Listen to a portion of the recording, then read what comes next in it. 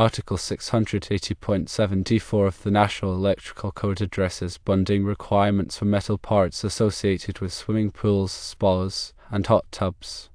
The specific question at hand revolves around whether bonding is necessary when a plumber uses flexible plastic piping instead of copper for the plumbing system. According to Article 680.74, bonding of metal parts is only required if those parts are metal and are likely to become energized. This article aims to minimize voltage gradients in the pool area to prevent electrical shock hazards.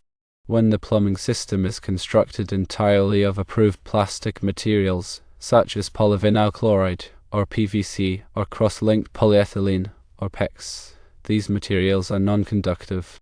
Because they are non-conductive, they inherently do not introduce an electrical hazard. Therefore, bonding is not required. It is important to differentiate between metal and plastic components. If any portion of the plumbing system consists of metal piping, such as copper or galvanized steel, that portion must be bonded to the pool's bonding grid. The bonding grid typically consists of a number 8 or larger solid copper conductor that connects all metal parts within a certain proximity of the pool. This includes the pool reinforcing steel, metal light fixtures, metal pump housings, metal filter housings, and any other metal appurtenances. The purpose of bonding is to create an equipotential plane. This means that all metal parts within the pool area are at the same electrical potential. If a fault occurs, for example, if a live wire comes into contact with a metal pump housing, the voltage on that pump housing will rise. However, because it is bonded to all other metal parts, the voltage on those parts will also rise to the same level. This minimizes the voltage difference between any 2 points that a person might come into contact with, thereby reducing the risk of electric shock. In the scenario where flexible plastic piping is used, there are still a few important considerations. Firstly, ensure that the plastic piping is indeed approved for the intended application. It should be listed and labeled by a recognized testing laboratory such as Underwriters Laboratories, or ALL, or Electrical Testing Laboratories, or ETL. This ensures that the piping meets the necessary standards for electrical safety and durability. Secondly, even if the plumbing is plastic, other metal components associated with the pool must still be bonded. This includes the pool light niche, the pump motor housing, the filter housing if it is metal, and any metal ladders or handrails. These metal parts can potentially become energized due to a fault within the electrical system. Therefore, bonding them is crucial for safety.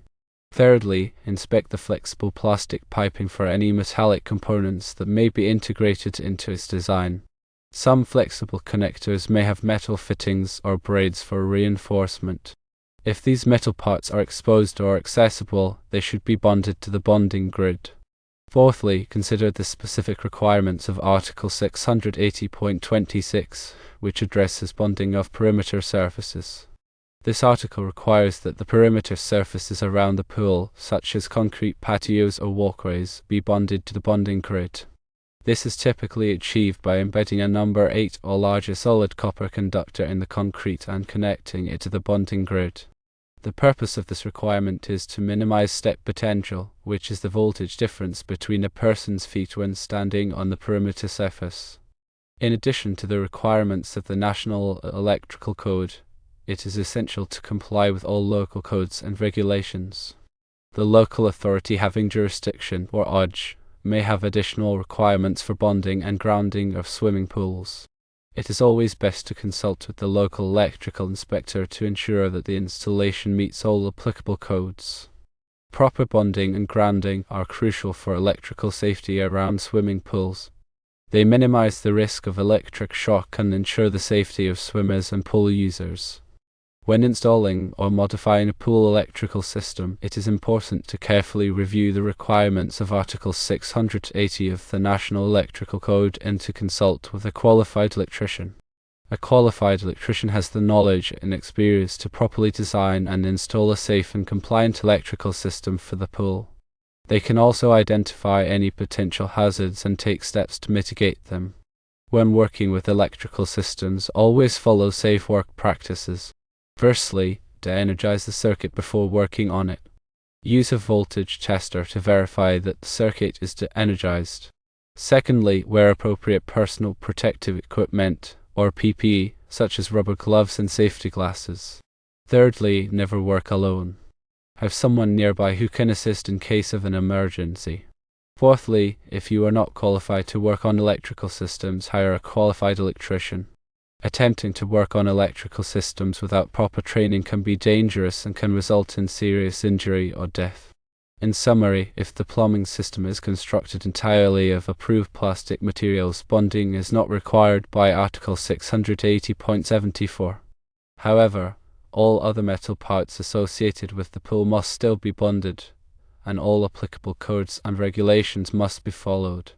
Electrical safety is paramount, and it is always best to err on the side of caution when working with electrical systems. Remember to consult with a qualified electrician if you have any questions or concerns. The National Electrical Code, specifically Article 680, undergoes regular revisions to keep pace with technological advancements and address emerging safety concerns. It's crucial to stay updated with the latest edition of the NEC adopted by your local jurisdiction. These updates might introduce changes to bonding requirements or clarify existing ones, potentially impacting the installation practices for pool plumbing and electrical systems. Therefore, regularly consulting the most current version of the NEC and seeking guidance from licensed electrical inspectors is a best practice for ensuring ongoing compliance and safety. Grounding and bonding are often used interchangeably, but they serve distinct purposes in electrical safety. Grounding provides a path for fault current to return to the source, tripping a circuit breaker or fuse and energizing the circuit. Bonding, on the other hand, connects metal parts to create an equipotential plane, minimizing voltage differences. Both grounding and bonding are essential for protecting against electrical shock hazards, and it's vital to understand their individual roles to ensure a safe electrical installation. When working with pools and electrical systems, special attention should be paid to underwater lighting. Pool lights operate in a potentially hazardous environment, and strict adherence to NEC requirements is necessary.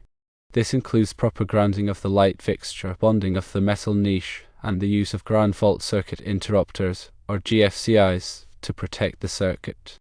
The GFCI is a crucial safety device that detects small imbalances in current and quickly interrupts the circuit, preventing electric shock. Regular testing of GFCIs is recommended to ensure they are functioning properly. In addition to the electrical aspects, consider the hydraulic system of the pool. The pump and filter are essential components for maintaining water quality, and they also present potential electrical hazards. The pump motor must be properly grounded, and all metal parts of the filter housing must be bonded. Ensure that the pump is located far enough away from the pool to prevent accidental contact with water while working on the pump. Consider adding a disconnect switch near the pump for easy access during maintenance or emergencies. Selecting the right type and size of wiring is crucial for pool electrical systems. The NEC specifies minimum wire sizes based on the ampacity of the circuit and the type of insulation. Use only approved wiring methods for wet locations, such as liquid-type flexible metal conduit, or LFMC, or rigid polyvinyl chloride conduit, or PVC. Proper wire terminations are also essential.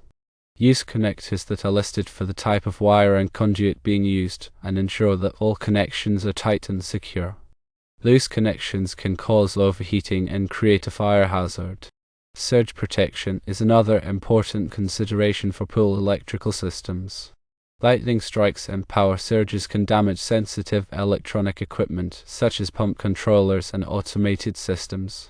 Install a surge protective device, or SPD, at the service entrance to protect the entire electrical system from surges.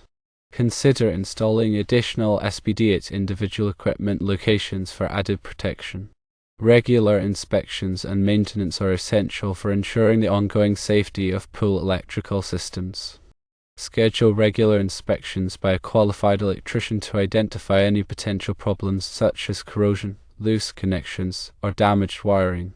Perform regular maintenance on the pump, filter, and other equipment to keep them in good working condition. Replace any worn or damaged parts promptly. Finally, educate pool users about electrical safety. Post warning signs around the pool to remind people not to use electrical devices near the water.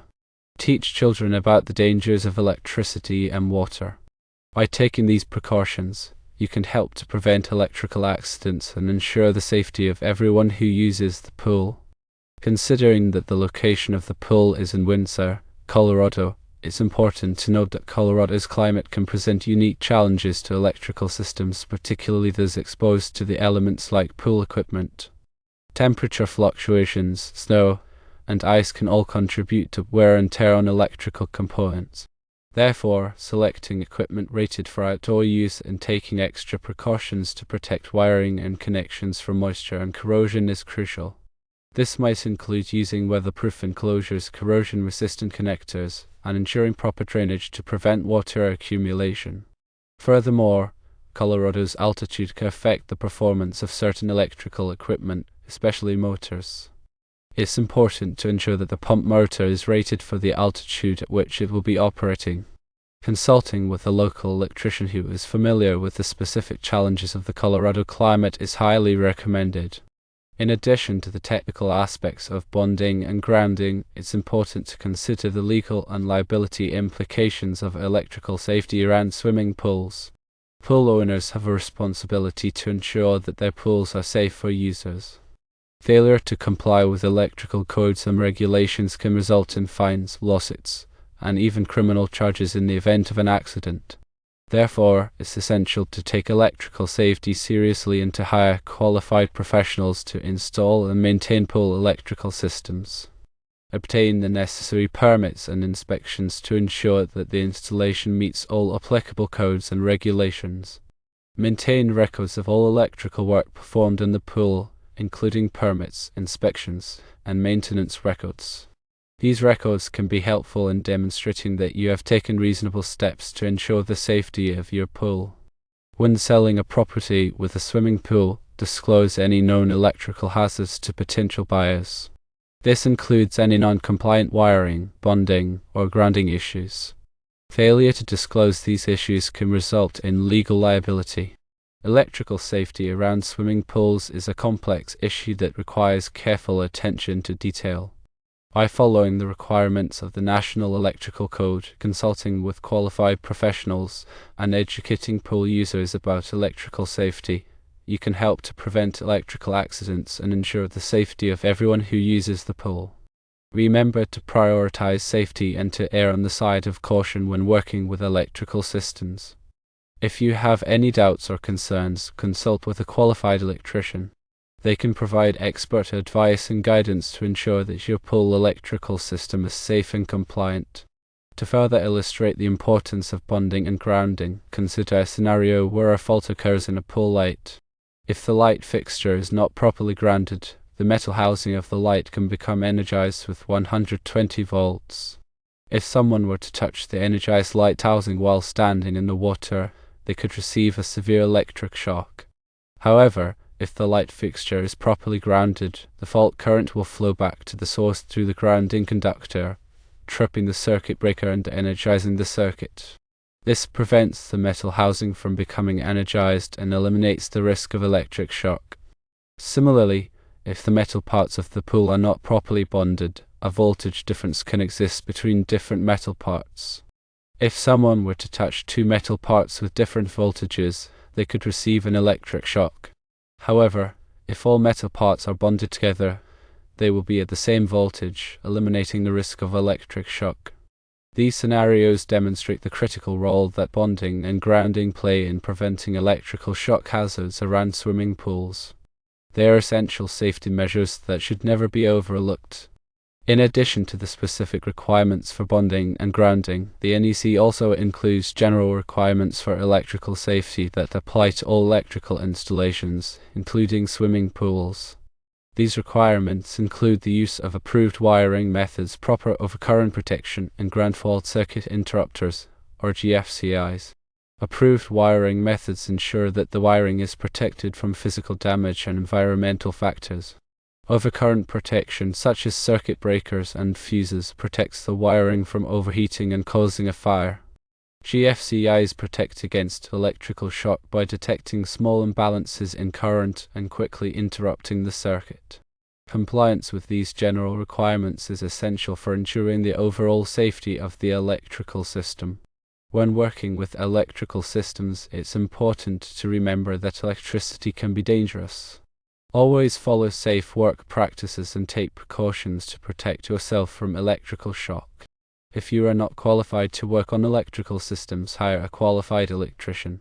Attempting to work on electrical systems without proper training can be dangerous and can result in serious injury or death.